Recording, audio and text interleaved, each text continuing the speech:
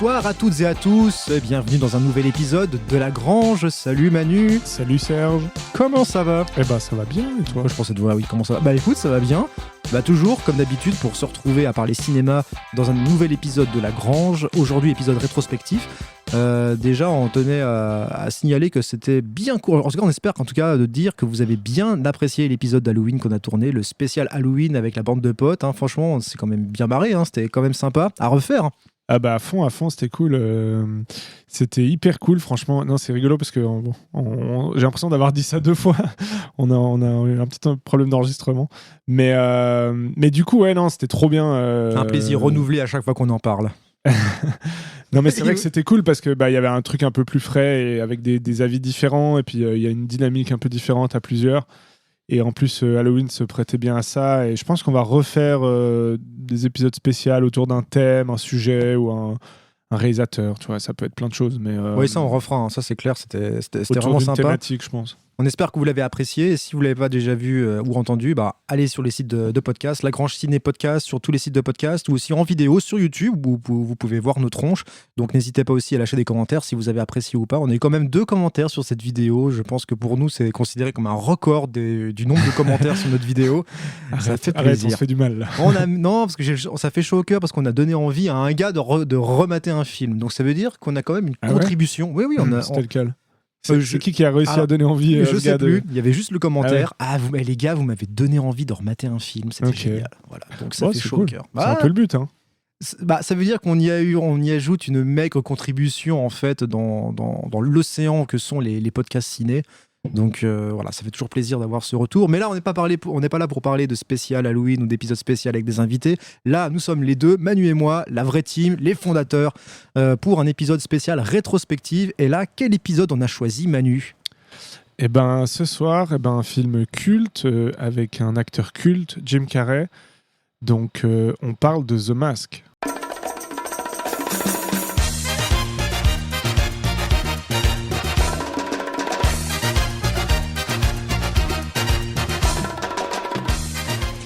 Donc, The Mask, film de comédie de Chuck Russell, sorti en 1994 avec Jim Carrey et Cameron Diaz en tête d'affiche. C'est un culte, hein, ce film. Comment tu l'as découvert, toi Je me rappelle plus exactement. Alors, c'est sûr que je l'ai vu en cassette. J'avais la cassette.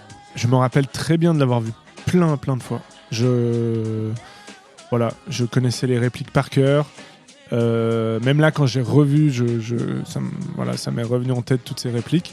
Et je pense que, en fait, ça fait partie de mes films, en tout cas de mes comédies préférées de l'époque, on va dire. Ah, ça fait très comédie doudou, hein, en tout cas, The Mask. Je pense pour moi aussi. C'est vrai que c'est un film quand même. C'est quand même un film un peu fou, en fait.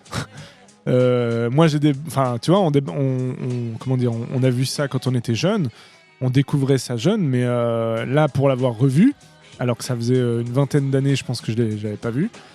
Non seulement ça tient bien la route, et en plus, c'est quand même assez barge comme film, quoi. Ah oui, c'est vraiment très rigolo. Moi, j'ai vraiment eu cet effet de film un peu ovni en fait à l'époque, parce que dans les années 90 en tout cas, on a eu les gros films blockbusters un peu destructeurs, comme on en parlait avec Godzilla pour Roland Emmerich, Independence Day, tout ça. On était en pleine vague un peu invasion aussi alien extraterrestre, et puis il y a eu les grands films à Oscar mélodramatiques aussi de ces années-là. Et là t'as un film qui est tombé un peu comme un cheveu sur la soupe par Chuck Russell, qui était réalisateur de Chucky 3. Non, de Chucky, de Freddy 3. Ouais. Et là, qui s'est aussi, qui s'est un peu essayé un peu au film plus ou moins action, comédie, Looney Tunes, voire Tex Avery en fait. Totalement Tex Avery, quoi. Totalement cartoonesque. Assumé et ouvertement. Les références avec tous les gags sont vraiment dans le film, hein, on peut pas se tromper, quoi. Mais je pense que voilà, à l'époque on voyait ça différemment, parce qu'en fait finalement je pense que c'est le film parfait à voir quand t'es gosse, parce que c'est vraiment un cartoon en images réelles. Et tous les gags sont hyper visuels, comme les dessins animés qu'on regardait à l'époque. C'est ça.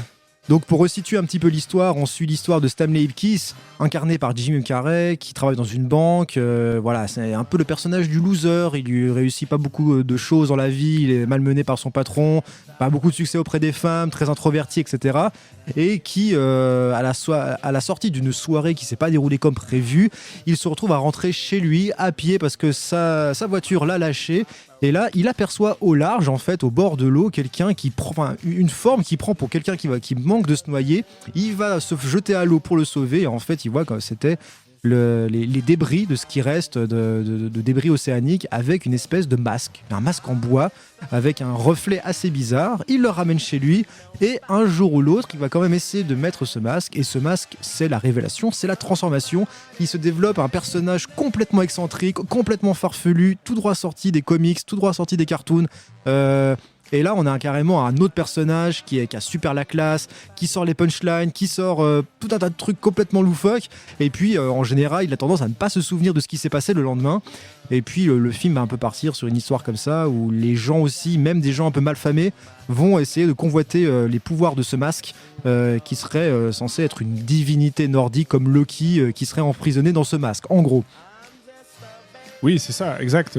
C'est vraiment ce que tu as raconté, en fait. Et à l'époque, j'avais pas du tout remarqué ce truc de. En fait, c'est un. D'ailleurs, tout le monde en parle comme un chic type. Ils le disent à chaque fois, t'es un chic type. Et en fait, c'est un peu comme l'expression trop con, trop bon. Trop bon, trop con. C'est le grand gentil, un peu naïf. Et c'est ça. Et du coup, en fait, j'avais pas du tout remarqué cette. À l'époque, j'avais pas remarqué ce changement de vie où tout d'un coup il prend contrôle sur les choses, sur les problèmes de sa vie en fait. Il y a une espèce de vengeance parce que ils nous mettent quelques scènes de loose, hyper sadique. Loose avec son patron, loose avec ses garagistes en fait qui l'ont arnaqué quand il voulait réparer sa vieille bagnole, loose avec la proprio de son immeuble, là, la concierge et tout ça. Et toutes ces scènes là sont amenées au début du film et on revoit ces personnages mais en mode The Mask. Et là, moi, alors, ce qui m'a fait vraiment le plus halluciner, qui est le vrai premier moment de bravoure en fait du masque, c'est la rencontre avec Madame Bonpoil, qui est la concierge de l'immeuble, avec le réveil. Scène culte, ça aussi. Scène super culte avec le réveil qui sonne et puis il sort un espèce de gros maillet de sa poche avec un rire de sadique et puis il essaye de défoncer le réveil contre les murs, le qui plancher, fait des trous dans le plancher. C'est tellement cartoonesque, mais à un niveau. Ouais, non mais c'est abusé. Et puis il y a une espèce de, t'as vu, il n'y a pas de transition entre on est dans un film un peu on va dire réaliste en un quart de seconde en fait, c'est toi qui mets le masque. Un truc totalement il commence fantasmé. à faire des tours une vraie tornade à la Taz. À la Diable de Tasmanie, exactement. Donc, première référence. Bonjour la classe et tout. Il met son chapeau. Il sort de chez lui en mode. Il arrive à se déplacer à la vitesse de la lumière. Et ça, c'est génial en termes d'effets spéciaux. C'est que quand il se déplace d'un point A et d'un point B, t'as cette espèce de déformation du corps. Encore une fois, ultra cartoon. Si vous avez vu les Tex Avery et les Looney Tunes, c'est exactement ça. C'est ça. C'est Bip Bip quoi. Il y a le filet en fait, une fois qu'il est parti, t'as une espèce de filet, tu sais. C'est ça, et c'est comme Bip Bip, Bip Bip, et plein qui part.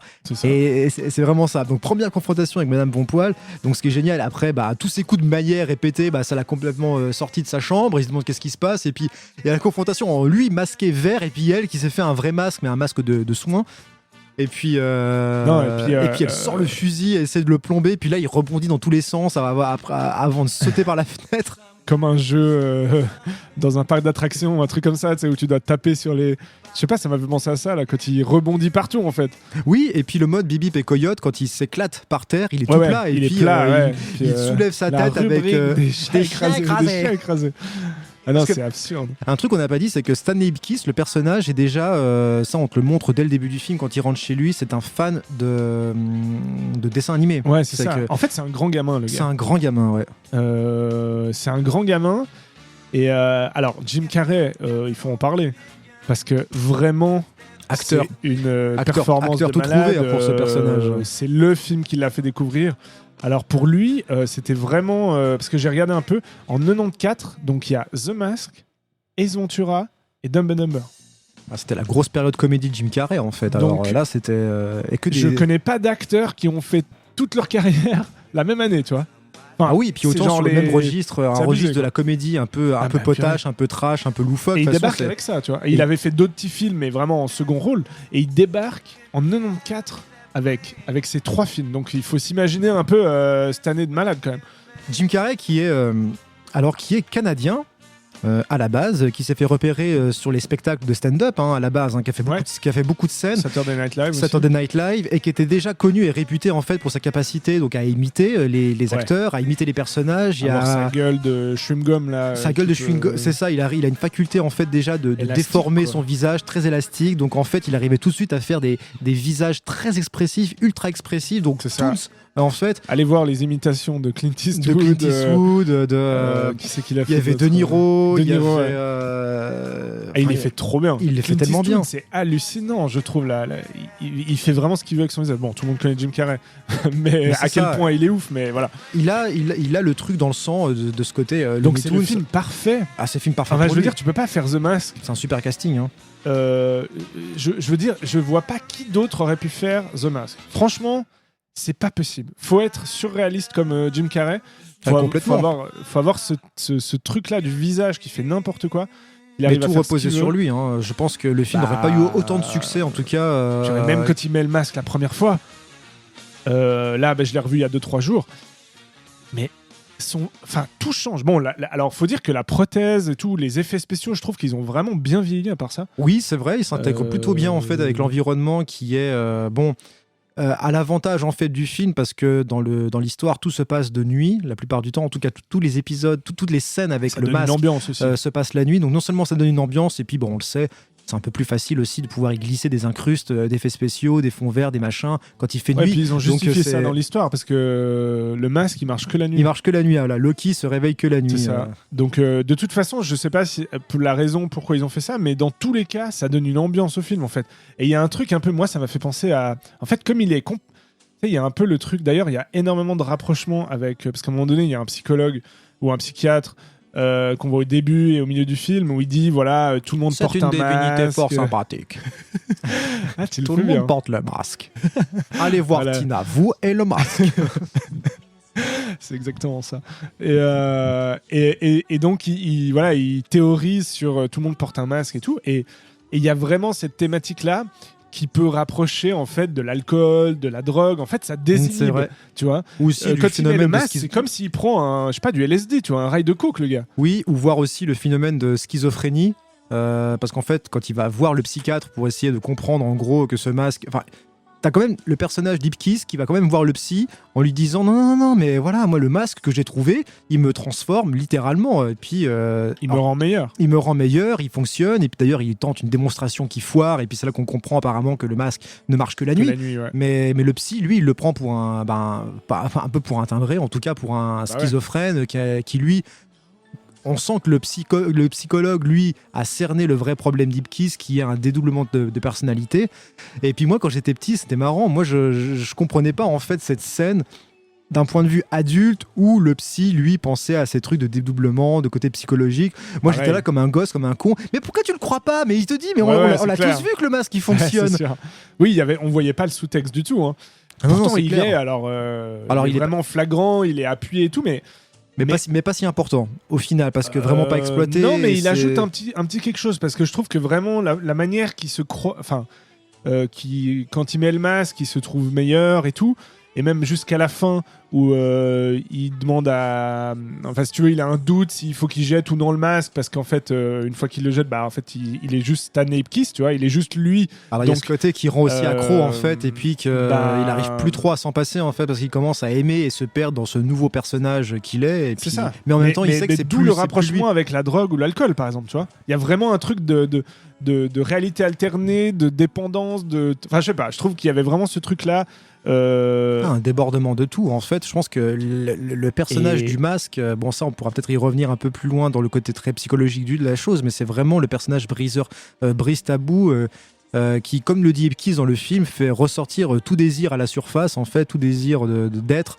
Et c'est vrai que c'est un personnage assez fascinant. On a peut-être en fait que le film, si on veut vraiment aller sur un côté psychologique, dit que on a tous au fond un masque en nous, comme le mec qui dit avec ses bouquins, hein, voilà, on est tous derrière des masques, et puis il y a un personnage en nous qui sommeille, et puis qu'on essaie de faire taire, qui reste, mais qui a besoin d'exploser, ouais, de sursexprimer, parce que, de profiter si de tu veux, tout. il garde tout pour lui, Stanley Ipkiss. Donc on le voit au début, que ce soit sa collègue qui finalement avec qui il voulait inviter voir un match de la journaliste qui essaie de se baseball. draguer là, j'ai nos 2 entrées et devine quel soir. Exactement, et qui finalement est en train d'essayer d'aller avec une copine, donc sans lui. Ah putain, la scène. Alors ça c'est les vraiment mécanos, la scène de loose, putain. Ouais, les mécanos qui essayent de lui la faire à l'envers, etc. En gros, il subit tout le monde, tu vois. la transmission.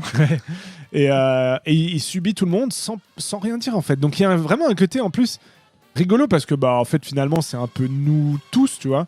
On fait tous un peu ça, on garde en nous des trucs, et puis lui il a trouvé un moyen par la vie et puis de comment on les affronte, que ça sorte, tu vois, et de prendre sa revanche sur tous ces trucs ennuyeux, donc tous ces trucs de ces problèmes de la vie, quoi. Typiquement, moi ça m'avait marqué parce que je trouvais que c'était, même à l'époque, je me rappelle, j'avais trouvé ça un peu cruel, un peu violent. Les mécanos, ils se vengent des mécanos en fait qui l'arnaquent et ils lui mettent un pot d'échappement dans le cul, quoi. Voilà, et ça j'avais pas du tout compris la première vision quand j'étais tout petit. Pareil, je voyais derrière, mais je savais pas que c'était genre en mode dans le cul, tu vois. Moi je pensais que c'était dans le dos. Très poli, tu vois, c'est dans le dos. Et en plus ils disent il va appeler il nous faut un proctologue et tout. Ouais. Je me dis c'est quoi un proctologue, c'est quoi ce truc? Mais pareil. Mais c'est ça qui est drôle, tu vois, c'est qu'en fait tu peux totalement le voir en étant gamin. C'est pas grave pour les gags très graphiques qui marchent tout de suite au premier degré. C'est vraiment un cartoon, quoi. Après là on parce que maintenant c'est rigolo de faire la comparaison avec ce qu'on a remarqué qu'on voyait pas à l'époque. Mais le film en lui-même c'est une blague, et c'est un cartoon d'une heure et demie hyper efficace, complètement, qui part dans tous les sens, avec de la super musique en plus. On entend un truc très jazzy groovy. Ouais, il y a plein de petits. Ouais, je suis pas un expert. C'est du swing bonhomme jazz un peu. Enfin, c'est du. Ouais, c'est ça, un peu swing, c'est vrai, ça fait penser un peu époque années 30, 40. Complètement. Qui était la grosse époque aussi des Tex Avery Toon aussi, la grande période. Il y a plein de références. Lui, il a un coussin Taz chez lui, il a une figurine Tex Avery. Wolfie, là du aussi, du loup, là, ouais. Il regarde des dessins animés du loup. En avant-plan, c'est ça. Quand il rentre, ouais. D'où même il va refaire la scène une fois qu'il drague Cameron Diaz à table. Ouais, c'est ça. Mais c'est trop bien, tu vois. C'est genre vraiment. Moi, j'étais. Ouais, je sais pas. J'étais et je suis encore épaté par le côté hyper efficace, et surtout on se pose pas de questions, tu vois. Genre vraiment, vas-y, le gars il se transforme. En fait, tout est possible avec The Mask, tu vois. Il braque une banque, il sort, en fait, il est plus fort que tout le monde. C'est une sorte de super-héros. On a un tous peu envie fou, d'être tu ce vois. personnage parce qu'il arrive à faire apparaître tout ce qu'il veut. Il est trop stylé. Et il maîtrise grave la vie, quoi, en fait. C'est ça qui est génial. Il a besoin de tuer, tu vois, genre. Et en fait, c'est assez drôle parce que à un moment donné, il veut draguer, par exemple, il veut aller plus loin avec Cameron Diaz. Enfin, Cameron Diaz lui parle à Stanley Ipkiss en mode il paraît que tu connais The Mask et tout, et il veut faire les présentations. Et du coup, il trouve un stratagème pour faire comme s'il lui présentait. Et puis t'as The Mask qui sait que Cameron Diaz veut de lui, tu vois. Et genre, il est horrible. Ça marche pas, tu vois, parce qu'il a trop la confiance en lui. Il a trop la confiance. Et puis il est lourdingue. Et tu vois, c'est vraiment genre comme un vieil alcool. Enfin, non, pas comme un vieil alcool d'ailleurs, mais comme un gars qui aurait trop bu. Ah, mais un vieux lourd sale. Et qui aurait été trop loin, tu vois. Et ultra lubrique, vraiment dopé de lubricité. Et puis de. Ouais, c'est ça. Et d'où le rapprochement, encore une fois, avec l'alcool, je trouve. Moi, j'ai vraiment eu ce truc de. En plus, c'est la nuit, tu vois. Donc quand tu vas en boîte de nuit, tu vois, tu peux être timide à la base. Devant la décharge, tu bois de l'alcool, l'ancienne décharge publique avec les émanations de méthane qui font ressortir les couleurs. Ouais, à fond. Tu te sens pousser des ailes et puis tu vas essayer de draguer la meuf et tout. Et tu vas trop loin parce que t'as trop bu, t'es lourdingue, tu vois. Et des fois ça marche, des fois ça marche pas. Et il y a vraiment ce truc fou, quoi, du personnage. Et puis voilà. Et puis après, dans les autres trucs rigolos, c'est que le masque, il est pas seulement pour Jim Carrey. Alors du coup, oui. Il passe aussi à d'autres personnages. Il passe à d'autres personnages. Alors avant d'aller plus loin dans l'histoire, on avait dit que c'était l'entrée en matière de Jim Carrey qui s'est fait connaître avec ce film, mais là aussi une autre entrée en matière d'une autre actrice carrément, c'est Cameron Diaz. Là, c'est un peu Introducing Cameron Diaz, C'est vrai. qui a fait fantasmer, enfin, qui nous a fait tous fantasmer avec cette fameuse scène à Ouais. l'entrée de la caméra qui se Ouais, soulève elle sur elle est quand elle se sublime, relève. Ouais. Ouais, Je sais pas si c'est les fantasmes adolescents qui parlent, mais c'est vrai qu'elle est. Non, mais même maintenant, tu vois ça pour la première fois, elle est sublime. Quand dans ce même, film. tu revois Non. le film. Elle est hyper. Après, c'est vrai que c'est vraiment très. Très codé, genre elle a une robe rouge, c'est vraiment genre Ah, mais c'est pire gros, à guicheuse, tu vois. Ah oui, puis c'est vraiment sur le. Bah, c'est la meuf Jessica de Rabbit. Jessica Rabbit, exactement. Complètement, oui, c'est un c'est peu vrai. ça, quoi. Ça vole vraiment pas haut, mais ça n'empêche qu'elle arrive à marquer en fait visuellement, parce que dans Ah les ouais. films, les choses, ben, ça marque, c'est autant du visuel que du son, mais c'est avant tout visuel. Et là, cette entrée en matière de Cameron Diaz, bah voilà, vraiment sex appeal à son maximum à cette époque-là. Qui, bon, on n'a pas non plus le rôle le plus important dans ce film, même si c'est le love interest de Jim Carrey, enfin de Stanley Ipkiss. Bah, Mais, c'est vrai que beaucoup, ouais, ça joue beaucoup sur son physique, mais Mais elle dégage quelque chose de fatal que je trouve qu'on n'arrive jamais à retrouver dans les autres films. Non, c'est vrai, mais elle a je sais, j'ai pas regardé par quoi elle a suivi après, par quel film. Je trouve qu'elle a perdu son côté un peu pulpeuse qu'elle avait dans le premier. Bah mais je pense que c'était qu'elle une image qu'elle elle voulait en a eu s'enlever marre, aussi. Hein. Ouais, c'est peut-être pas. Voilà, elle Ça a se bien comprend. fait parce que sinon elle aurait peut-être fait que ce genre de rôle, tu vois. Ouais. Mais c'est vrai qu'elle est très marquante dans ce film. D'ailleurs, ça commence avec elle, c'est vraiment tout au début. Elle rentre dans la banque où il travaille Stanley Ipkiss. Oh, il y a le feu, canon en vue à 3 heures. Ah, puis c'est drôle parce qu'alors on parle de ça à peu près à chaque film des années 90, mais c'est à fond les ballons au niveau des effets, quoi. Genre la meuf elle rentre. Font les ballons à cause de la meuf, doucement. Non, mais t'as la meuf, t'as un travelling compensé, t'as le monstre effet à la Hitchcock, tu sais. Quand les deux ils la matent, là voilà, ils c'est en reviennent vraiment pas de genre voir ils ce ont qu'ils regardent. la langue qui pend, quoi. Alors Ah heureusement ouais, c'est mais cartoon et du coup bah ça aux yeux d'aujourd'hui bah ça passe encore, mais c'est vraiment qu'ils sont ouais C'est vraiment le fantasme Ça du va à mauvais fond, adolescent quoi. de l'époque que nous étions tous. Hein. Et je pense que vous aussi qui nous écoutez, qui avez notre génération, avouez-le, vous avez tous fantasmé devant Cameron Diaz je pense, dans ce film, parce que franchement, franchement, non, elle est très belle. en et même temps puis- c'était le rôle calibré pour ça aussi. Alors, faut pas aller chercher plus loin non plus dans ce qu'était le rôle de ce personnage. Hein. Donc, Non, et puis c'est vrai que moi je pense que la grosse qualité de ce film qu'on retrouve vraiment, il doit y avoir, enfin j'ai pas d'équivalent qui me vient en tête, mais c'est cartoon au point que si tu veux, ça m'avait toujours fait marrer ça quand j'étais petit.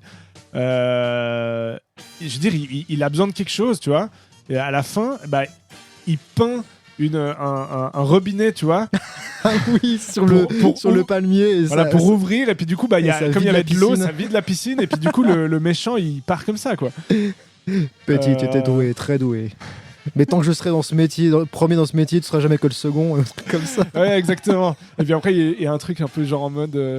Qu'est-ce qu'il dit? Piquante, ces petites merguez. Ou un truc comme ça, tu sais. Parce qu'il a bouffé de la spicy dynamite. meatball, comme ils Et disent. Parce que c'était une référence. Enfin, je sais plus que c'était une référence avec De Niro, parce que quand il imitait De Niro sur scène, il disait de spicy meatball en faisant De Niro. Ok, ok. Et ça le faisait tellement. Oui, donc du coup. À part ça, Oui. est-ce que je te coupe, mais film à voir en français? Alors, oui. Film en français, Parce que là, moi on a grandi avec la VF. Hein, VF culte. Emmanuel Curtil, qu'on Ouais. ne présente plus parce qu'il est le doubleur Voix de officiel Chandler de Jim Carrey, de Chandler. C'est le doubleur de Jim Carrey depuis RIP. tous les Jim Carrey, sauf Batman Forever, si je me trompe pas. Mais en tout cas, oui, gros. Super voix. Ah, superbe voix. Je pense que voilà, ça fait partie de. Bah, d'ailleurs, premier film où il est Jim Carrey, je pense. Ouais, c'est J'ai possible. l'impression.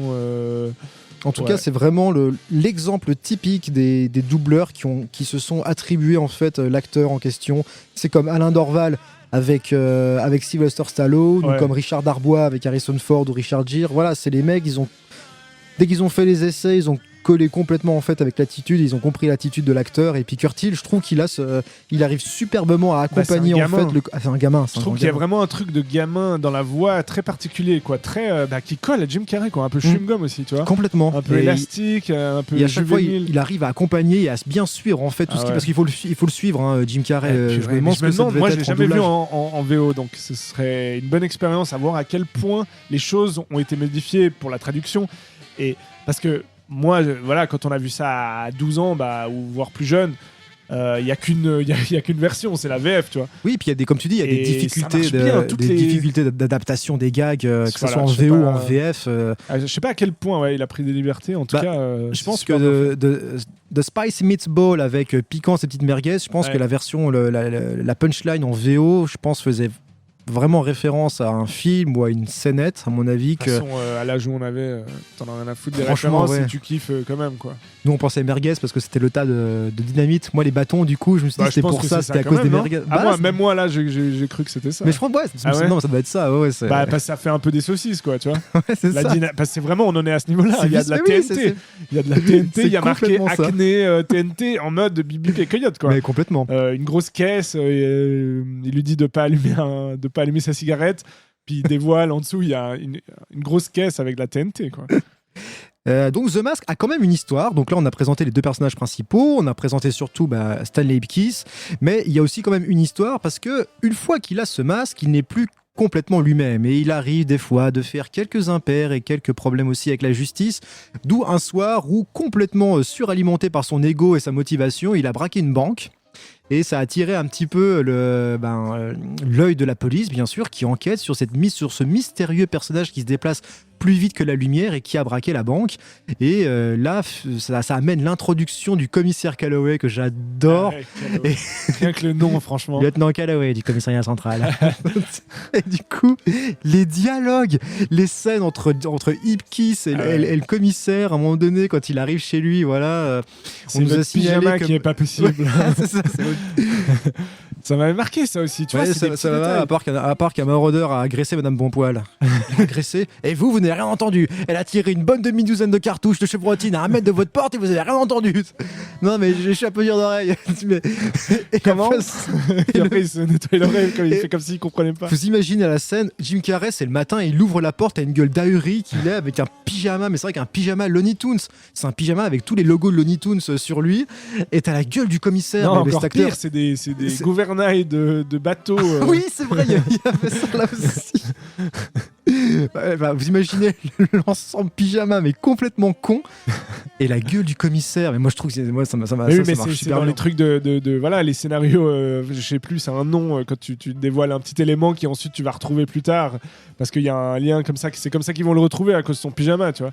Voilà, donc il y a l'enquête pour savoir, il a des doutes, est-ce que c'est Ipkiss qui est le masque, qui est le masque, et... Ouais, c'est ça en fait, le policier cherche le masque, qui est le masque, et il y a le gangster local qui prend possession du masque, du coup. Parce qu'en fait, à la base, la banque braquée par Ipkiss était une banque qui était déjà convoitée par un malfrat du nom de Dorian, qui voulait en fait renverser son patron, parce que il est en fait l'employé d'un patron d'un mafieux qui est à la tête de toute la ville en fait, dans laquelle se déroule le film. Ouais. Et il s'est dit que ce monde va changer. Maintenant, c'est moi qui veux prendre sa place, mais pour ça, il faut du blé, et pour ça, il faut braquer la banque. Ouais. Mais ça a été court-circuité. Le masque est arrivé avant. Voilà, vous arrivez un peu tard. Il leur dit, la caisse est vide, vous arrivez un peu tard. Mais je sais pas, après il y a vraiment les impressions de l'époque. Pour moi, c'était ouf de me dire, quand je regardais un film où je voyais des gangsters qui me faisaient peur, à 10 ans, t'as tous les gangsters, ils sont flippants, tu vois, ils sont puis un côté très mafieux, quand Dorian il se prend le coup de crosse sur la gueule, il y a des scènes assez trucs de violentes quand t'es gamin, tu vois. Du coup, tu flippes et tu te dis, lui, le masque, enfin, s'il y a vraiment ce côté super-héros, lui, il a pas peur et il est... Ah, il désamorce pas mal de situations qui pourraient être tendues. Il fait des blagues et en fait, il est tellement plus fort qu'eux. Et du coup, c'est... Enfin, je sais pas, un instant, t'as peur pour lui, en fait, tu dis, bah non, mais en fait, c'est con. Tu te retrouves en lui, en fait. Il défonce la porte et il sort avec tous les sacs de billets vraiment tellement cartoonesques. Et ouais, c'est vraiment ça que tu te souviens. Mais je trouve que les scènes sont vraiment cultes, mais complètement. Et comme cette scène où à un moment donné t'as le chien qui met le masque. Ah putain, ouais, ça c'est c'est super drôle, la tête du chien et les effets du chien et en mode il pisse sur les gangsters. Il pisse sur les gangsters. C'est trop drôle. J'attrape le kleps. Ah non, c'est trop bien, c'est des super petites idées. Et puis en fait c'est vraiment ce truc, c'est comme un cartoon, hein, de la même manière, tu sais pas quelles idées en fait ils vont avoir pour dans Bibi et Coyote, en fait, c'est toujours le même principe, sauf qu'il y a, sur le nombre d'épisodes, il y a 400 manières d'attraper Bip Bip, tu vois. Ou d'essayer d'attraper Bip Bip. Et c'est pareil, là. T'as tout le temps, genre, par exemple, il y a des loupards de l'époque et tout, et genre, en gros, pour s'en débarrasser, il leur fait croire qu'il est dans un parc d'attractions et il commence à construire il fait des ballons. Approchez, un peu de courage. Et puis il se construit une sulfateuse. T'es là, mais Et voilà, un petit caniche. Allez, dégage, tu me pompes l'air. on a dû la battre parce qu'il avait la rage. Ouais, Un c'est truc ça. comme ça, c'est con.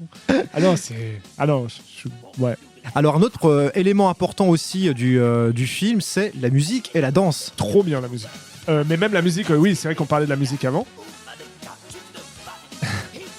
Ça, c'est la musique, c'est vrai, mais qui existait, je pense, avant. Qui existait avant, et du mais coup. la musique originale aussi est super. musique est très bien, c'est trop bien. C'est rythmé par des sonorités de jazz, et on peut voir aussi les démonstrations de danseurs aussi de Jim Carrey, qui est complètement sûr à l'aise de son corps en mode The Mask, avec deux scènes mythiques en fait de The Mask, qui est la scène de danse avec Cameron Diaz au Coco Bongo Club, une scène mythique où tu les vois les deux danser sur des rythmes effrénés de Badam Jazz, avec des effets de déformation. Il l'envoie en l'air en mode tourbillon, il la reprend, elle est complètement conquise. Après, ça se finit par un baiser qui lui font péter les chaussures, les talons. Ça me fait toujours marrer. Ils s'embrassent, et t'as les chaussures qui partent. Genre, c'est trop, tu vois. Genre, ouais, c'est ça, c'est vrai. Ah mon dieu, j'ai chaud. Ah ouais, non, elle est... Et c'est n'importe quoi, parce que en fait, en plus, il y a ce truc de personne ne remarque qu'il a un masque, il est bizarre, quoi, tu vois, genre ça passe. Le mec, il arrive, ça passe à tout le monde, il te change. Comme si c'était normal. C'est ça, ouais, il te change les mecs, il les fait tourner, donc il te relook les musiciens, ils sont là. Ah putain, ah ouais, trop bien. Ah trop bien, bravo. C'est ça, le musicien il est relooké. Ah putain, je suis relooké, attends, ça va me donner la motivation. Tiens, j'ai un air là qui me vient, poum poum ouais, poum poum. Non mais tout est possible. C'est parti quoi. Tout est possible, c'est vraiment le truc. Voilà, comme dans les cartoons. Comme dans les cartoons, ouais. Et puis la musique, le thème original, moi, je me rappelais plus. Je crois que c'est quoi, Randy Edelman, il me semble. C'est Randy Edelman à la musique, ouais. Juste. Et il a un thème qui, d'ailleurs, c'est rigolo parce que ça me rappelait presque le thème de Robocop un peu. Oui, je crois que c'est celui-là. Il y a un peu. Oui, parce qu'il y a un côté quand même orchestral symphonique. Et il y a même des côtés flippants. Hein. Bah là, même la musique que tu montes, là, elle est un peu flippante. Elle est un peu stressante. Et il y a vraiment le souffle épique qui renforce énormément d'effets. Et genre, voilà, t'as un braquage dans une banque, t'as vraiment la banque en contre-plongée, comme dans presque un épisode de la série animée Batman, tu vois. Oui, il y a ce truc-là, tu vois. Il y a ce côté très comics aussi de la représentation de la ville, en fait. J'ai remarqué ça. Il y a un côté à la fois très gothique aussi. Un peu gothique, monochromatique, un peu comme tu l'as dit dans la série animée de Batman, mais aussi je trouve qu'il y avait une esthétique visuelle de cette ville qu'on peut retrouver aussi dans le Gotham City des Schumacher dans Batman Forever et puis Batman et Robin. C'est que la ville, alors la ville c'est une ville totalement fictive. Je sais pas si c'est censé être New York, mais la ville, je sais plus comment elle s'appelle. Ouais, c'est vrai qu'ils ont un autre nom. Parce que ça se passe dans l'Empire State Building. Oui, mais à en la fait, fin, t'as un plan. Ils ont quand même créé un univers en fait. Ils se sont quand même dit, tiens, c'est un univers totalement inventé dans lequel vit. C'est pour ça que je disais, c'est très comics. C'est comme si tu reprenais Gotham ou alors Metropolis ou. Exact. Et ça marche assez bien. Je trouve que la ville, effectivement, il y a ce côté assez angoissant de ruelles sombres. Il y a un côté très Tim Burton, malfamé. Ouais. Non mais c'est vrai. Des couleurs bien assumées, mais des couleurs un peu criardes. Ouais. Les nuits bleutées. C'est vraiment un truc. J'en parlais encore dans The Thing. C'est ça le thème. Ouais. Moi, ça me fait penser à Batman. Ouais. Ou Robocop. Ça ressemble un peu au Batman de Schumacher, encore une fois, de Elliot Goldenthal. En tout cas, il y a un côté épique qui est vraiment très original pour un film comme ça, en fait. Parce que ça renforce le truc un peu de je sais pas, de puissance du film. Ouais, et ça... ça, c'est le thème de l'apparition de Cameron Diaz. Ouais. Mais ça, t'écoutes ça, t'as l'impression de voir quoi Jessica Rabbit, tu vois. Oui, on est plongé dans un truc totalement fantasmé, c'est clair. Mais c'est vrai que la partie symphonique et orchestrale en fait du film apporte un côté en fait, ancre vraiment le côté cinéma en fait. Sinon ça aurait pu être vraiment une succession de sketchs avec une succession de jukebox musicale où on te ressort des classiques. Donc c'est vrai que ça c'est pour te dire que non, attendez, c'est quand même un film. Il y a quand même une aventure, il y a quand même une histoire derrière, il y a une intrigue.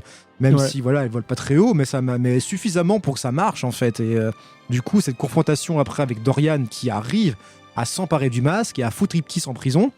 Et du coup, là, on voit une énième itération du masque en mode vraiment malfaisant. Donc là, en fait, quand Dorian met le masque, on a un peu la représentation de Loki à son sens brut, en fait.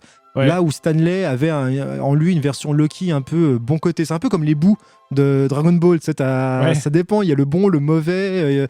Et avec Dorian, Dorian, on a vraiment, là, c'est Loki en puissance maléfique, qui te sort des balles, enfin qui aspire les balles qu'il reçoit et qui te les refout en mode mitrailleuse par la bouche, là, qui te les recrache en mode mitrailleuse. C'est trop quand même bien. dingue, ça. Et t'as ce truc un peu comme... ça, en fait, ça renforce tes... Si tu veux, c'est... Comment dire, si t'es rigolo, si t'es un peu gamin et tout, ça va être puissance 1000, tu vois. Et par contre, si t'es un gars horrible et t'as envie de faire du mal, en fait, c'est puissance 1000 aussi, tu vois. C'est ça. Donc tout est décuplé, en fait. Ça décuple, en fait, la personnalité de celui qui le porte. Comme la weed, comme je sais pas. Ouais, c'est vrai qu'il y a un truc comme ça qui peut être un message sur les effets de la drogue. Je sais pas, mais le film, ça pourrait être un truc comme ça, parce que c'est un... Je pense que si tu regardes ça sous influence, ça doit bien marcher aussi, tu vois. Ouais, c'est clair. T'as l'impression d'être sous substance, tu vois, parce que... Ouais, parce qu'il n'y a rien de cohérent, il y a rien. Même quand il n'est pas en mode... Même le monde dans lequel Ipkiss évolue n'a rien vraiment de cohérent, en fait. Hein, mais par contre, comme tu disais, ça fait un... Enfin, je sais pas comment, mais ça fait un film, en fait. Ça fait pas du tout des sketchs, hein. Non. Il y a quand même une histoire. Dans l'ensemble, c'est très cohérent, mais tu passes d'une ambiance à une autre, quoi. C'est vraiment... Voilà, et puis ce côté danger qui, en fait, n'en sont jamais, parce que quand t'es à le masque, en fait... tout est possible, quoi, vraiment. Parce que le personnage tu te fais buter, et tu bois du jus d'orange, tu te fais tirer dessus, t'as du jus d'orange qui sort par les trous, tu vois. C'est vrai que le personnage lui-même désamorce complètement les effets dramatiques, parce qu'il en fait une arme de gag, il en fait une arme de farce et de punchline, et à chaque fois ça marche. Il y a une autre scène culte, du coup, toujours liée à la danse, et Sancho le cubain, avec les flics. Ça faut quand même qu'on en parle de cette scène. Tous les flics de la ville sont à sa recherche, ils le cernent. Ils sont tous autour de lui, et là, qu'est-ce qu'il fait ? Il se met à danser Sancho le cubain avec un chapeau et puis une espèce de haut de danse cubaine nulle part en plus. Même aujourd'hui, j'avais jamais entendu cette musique. Ouais, pareil. Je sais pas où ils l'ont trouvé, mais elle ça fait un peu la lambada, la bamba. C'est peut-être aux États-Unis, c'est peut-être plus connu, je sais pas. Peut-être. Mais il arrive à faire danser les flics, quoi. Il envoûte tout le monde avec il arrive à envoûter tout le monde, et du coup tout le monde est de son côté. Et il est charmant, plein de piment. Voilà. Ceux qui l'ont vu, vous voyez de quoi on parle. On pourrait continuer comme ça sur toutes les scènes, quoi. Toutes les scènes sont... Enfin, je sais pas à quel point c'est... Mais je pense pas que là c'est que la nostalgie. Pour le coup, je pense que tu mates ça aujourd'hui, c'est un petit ovni, t'as pas l'habitude de voir ça, Et Jim Carrey, il est pour énormément, je pense. Alors c'est mais il n'y a pas que lui. Tout le reste tient bien la route, les effets sont bien, la musique est bien, la lumière est cool. C'est un film l'ambiance elle est bien. Qui fiche la patate. Hein. Ah ouais. Après, effectivement, c'est peut-être 1h30 en plus. Voilà, c'est court, ça fait du bien, c'est vite encaissé. Après, c'est peut-être, comme tu dis, je te rejoins sur le côté. Alors, il y a Jim Carrey qui fait le job. Alors, c'est peut-être pas un film qui peut marcher sur tout le monde, parce que je sais qu'il y en a qui n'aiment pas du tout, en fait, Jim Carrey. N'aime pas du tout l'humour de Jim Carrey, ça passe pas parce que c'est trop potache, c'est trop cartoon, hein. Du coup il y a un côté très premier degré. Là c'est plus, ouais. Donc à mon avis, si vous comptez le voir et si d'emblée vous n'aimez pas en fait Jim Carrey de base, à mon avis c'est pas ce genre de film qui va vous... je sais pas, parce que... Tu penses pas par exemple, Dumb and Dumber, ça a rien à voir. Ça, c'est l'humour con, débile, potache, tu vois. Ça, c'est plus Farrelly. Voilà. Oui. Mais pour le coup, Jim Carrey, dans le masque, et en plus il a le masque, c'est cohérent avec tout ça. C'est pas genre Ace Ventura, tu vois, que j'aime bien. Encore, faudrait peut-être que je le revoie, mais à l'époque j'aimais bien.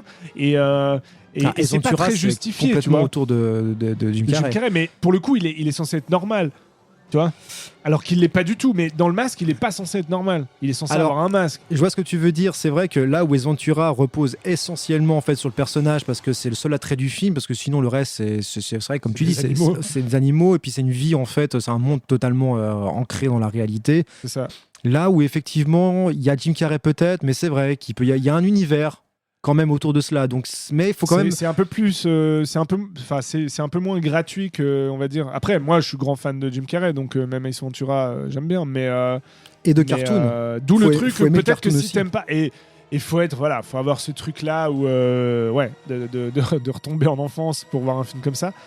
Ouais, curieux de voir si quelqu'un l'a pas vu enfant, du coup, de découvrir ça aujourd'hui. Je sais pas si ça a le même effet que nous, mais je pense que ça marche quand même. Au final, est-ce qu'il faut rester un grand enfant comme Ipkiss pour apprécier ce film? Ah bah moi, franchement, moi je suis retombé en enfance direct. Hein. Dès la première scène, j'étais là, ouais, tu sais, genre le truc à la con quand tu, entre guillemets, quand tu baves, quand il y a une jolie fille et tout, tu vois, ce truc débile, très premier degré qu'on n'a plus l'habitude aujourd'hui. On a tous grandi avec ça. Hein, non mais en fait ça marque trop, tu vois, et même quand on critique des films aujourd'hui, 20 ans plus tard, on est là, ouais, dans certains films il n'y a plus de couleurs, etc.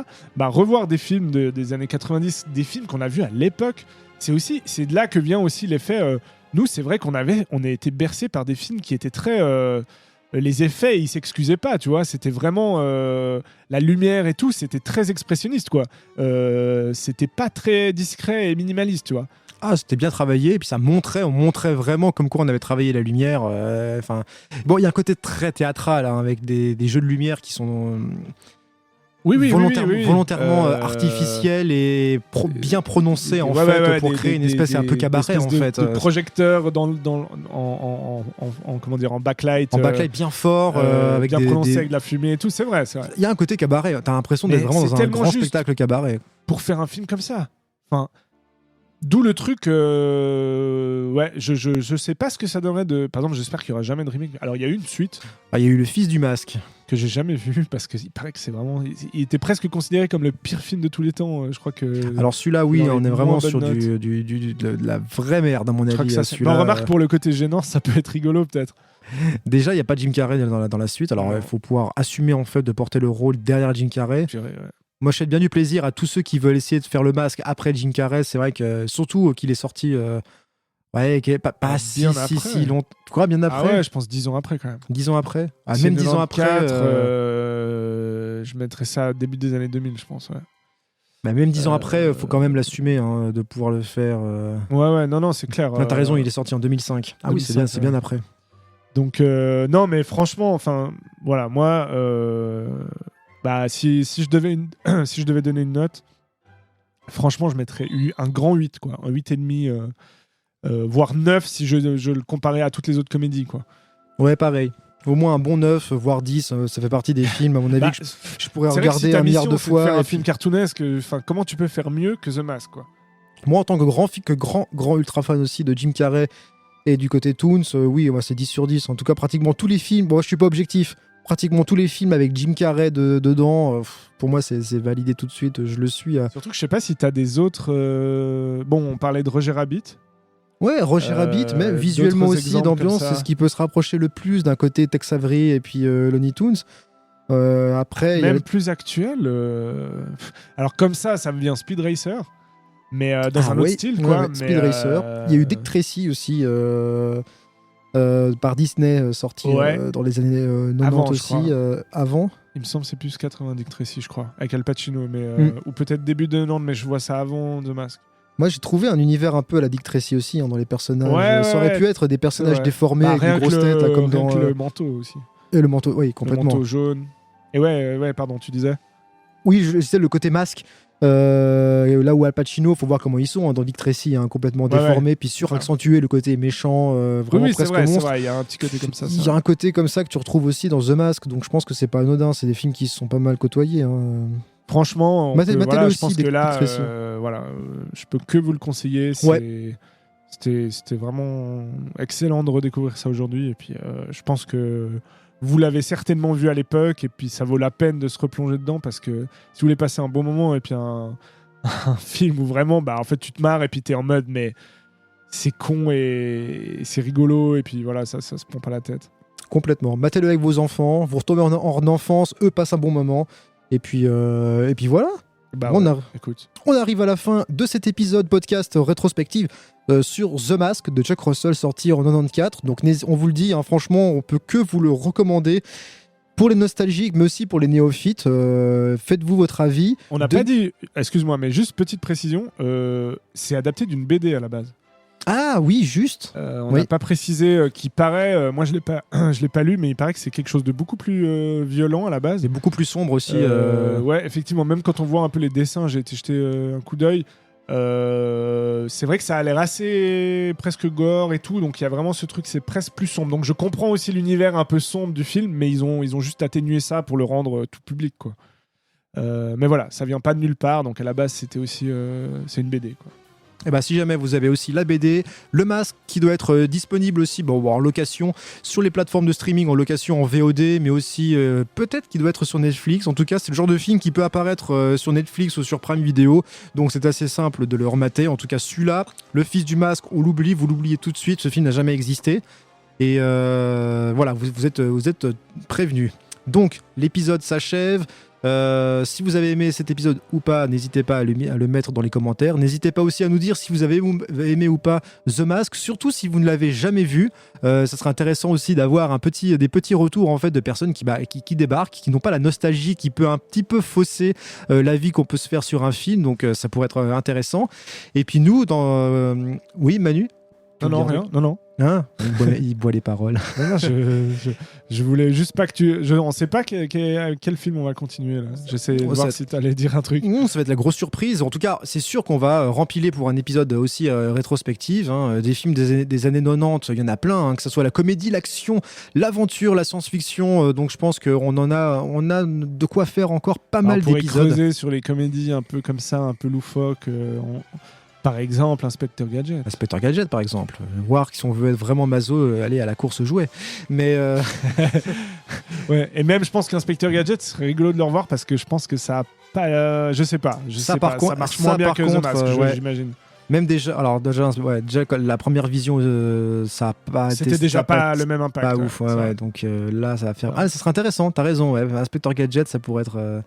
Ça pourrait être pas mal. Et puis peut-être que ça ferait aussi un sujet de prendre les grosses stars musclées des années 80 et faire un petit sujet sur leur reconversion en film comique, que ce soit Stallone ou Schwarzenegger par exemple. Ils en ont fait, c'était une seconde carrière pour ces gens-là. Ouais. Et la course aux jouets, par exemple. La course aux jouets, Junior, appliqué à la maternelle, enfin bref. Donc, ça aussi, si vous voulez, mettez-le dans les commentaires. On fera aussi un sujet, on cogitera là-dessus. D'ici là, on vous fait plein de gros bisous. N'oubliez pas de vous abonner à Lagrange Ciné, que ce soit en podcast, que ce soit sur les sites de réseaux sociaux comme Instagram, Twitter, Facebook et aussi sur YouTube. Manu, c'était vraiment cool encore une fois de faire un podcast ensemble. C'est toujours un plaisir. C'était splendide. C'est beau. Bisous à tous. Ciao. Bonne nuit. Ciao. À la prochaine.